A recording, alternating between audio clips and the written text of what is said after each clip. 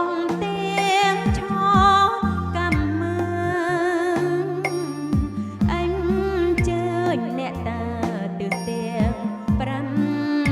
បីព្រះបាទកងចាំងព្រះបាទកងជុំព្រះគ្រូសំនំមុនមហាអេសីមេទួមឃ្លាំងមឿងរុងរឿងលបានល្បីយី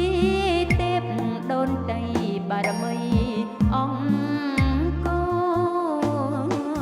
វីរៈជនព្រំដែនមើលសែនឧបសគ្គឆាន់ទាំងស្មុងស្មាំង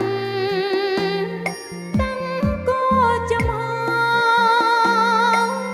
ស្ដាប់បទបញ្ជាជីជ័យបបយើ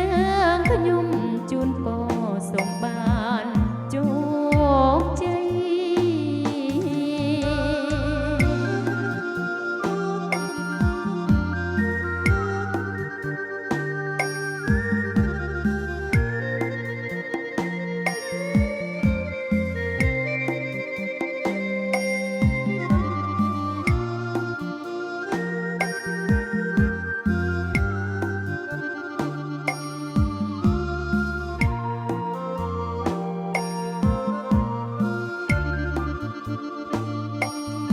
បបប្រហែលទឹកដីដើមបីខែមរាយោធាខ្លាំងខ្លាឈ្នះមាចង្រៃវាខ្មាំងសត្រូវឆ្លៀនពៀនទឹកដីអំណាចបារមីថែទាំ វីរៈជន